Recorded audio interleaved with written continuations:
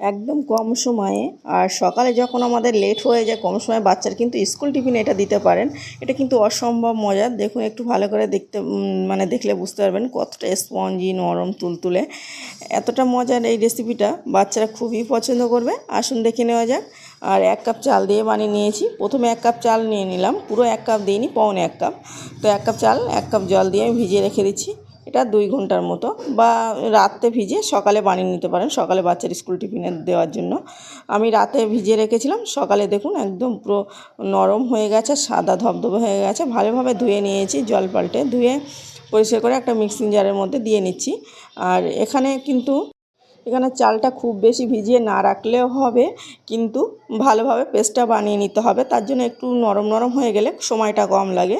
তারপরে আমি যে কাপে চাল নিয়েছিলাম সেই সেম কাপে পৌনে 1 কাপ সুজি দিয়ে নিলাম, আর সেই সেম জল দিয়ে নিচ্ছি 1 কাপ, মানে যতটা সুজি ততটা জল।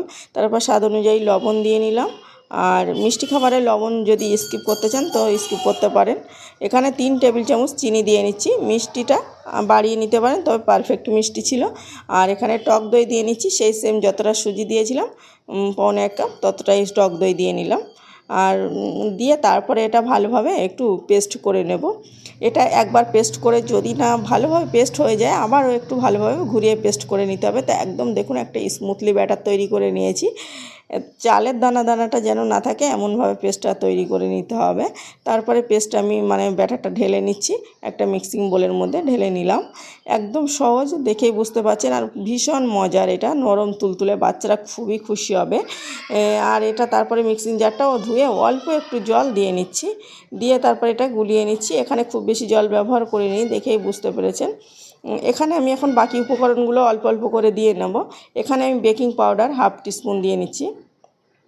বেকিং পাউডারটা দিয়ে একটু ভালোভাবে গুলিয়ে নেব। বেকিং পাউডারটা যাতে অ্যাক্টিভ হয়ে যায় তার জন্য একটু ভালোভাবে ফেটিয়ে নিয়ে আর এটা কিছুক্ষণের জন্য রেস্টে রেখে দিতে হবে।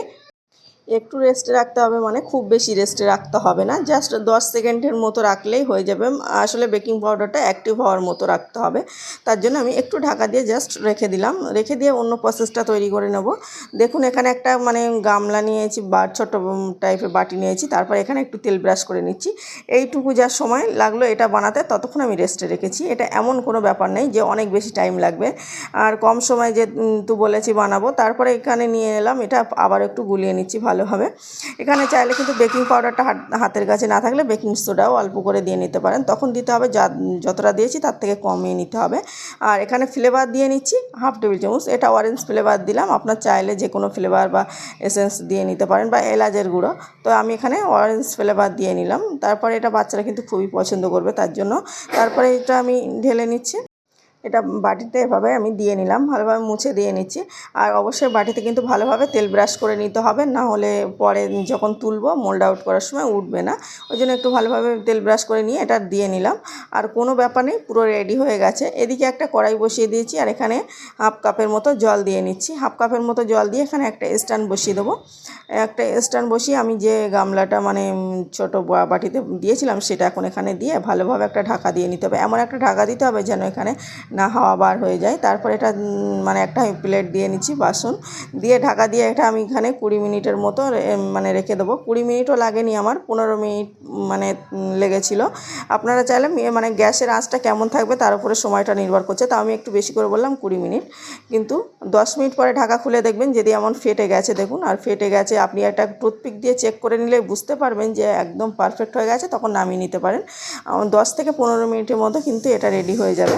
তারপর একটু ছিঁড়ে দেখালেই বুঝতে পারবেন যে কতটা মজার হয়েছে। একটু ভালোভাবে দেখে নিচ্ছি যে সফট, অনেক সফট, আর খেতে ততটাই টেস্টি, একদম কেকের মতো, কিন্তু ডিম দুধ ছাড়াই। অসম্ভব মজার এই রেসিপিটা বাচ্চাদের স্কুল টিফিনে কিন্তু দিলে বাচ্চারা ভীষণ খুশি হবে।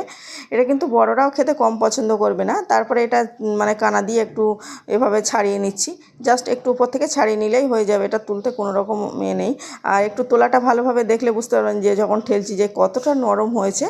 আর এভাবে একটু ভালোভাবে করে নিয়ে তারপরে আমি মোল্ড আউট করে নেব। এদিকে একটা প্লেট নিয়েছি, দেখুন পিছন সাইডটা দেখে বুঝতে পারছেন যে জড়িয়ে যায়নি। আর প্লেটটা একটু ভালোভাবে দেখলে বুঝতে পারবেন যে কোনো রকম লেগে যায়নি, তুলতেও কোনো অসুবিধা নেই। তার জন্য তেল ব্রাশ করে নিয়েছিলাম। কতটা লোভনীয় হয়েছে, আর আশা করছি আপনাদের সকলের ভালো লেগেছে। ভালো লাগলে অবশ্যই লাইক কমেন্ট শেয়ার করে আমার পাশে থাকবেন।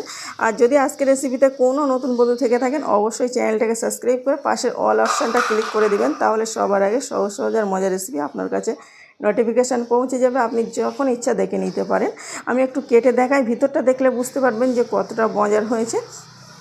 আর এটা কিন্তু খেতেও আবারও বলছি অসম্ভব মজার হয়েছে। আর অল্প সময় এই টিফিন রেসিপিটা বানিয়ে বাচ্চাদের চমকে দিন। বাচ্চারা এক টিফিন খেতে চায় না। অনেকেই বলে রুটি পরোটা ফ্রোজেন করে রেখে দিতে পারেন। ফ্রোজেন করে রুটি পরোটা তো সবসময় বাচ্চারা খেতে চায় না। একটু অন্যরকম স্বাদের কিছু বানালে বাচ্চারা কিন্তু ভীষণ খুশি হবে, আর আপনাদেরও খুবই ভালো লাগবে।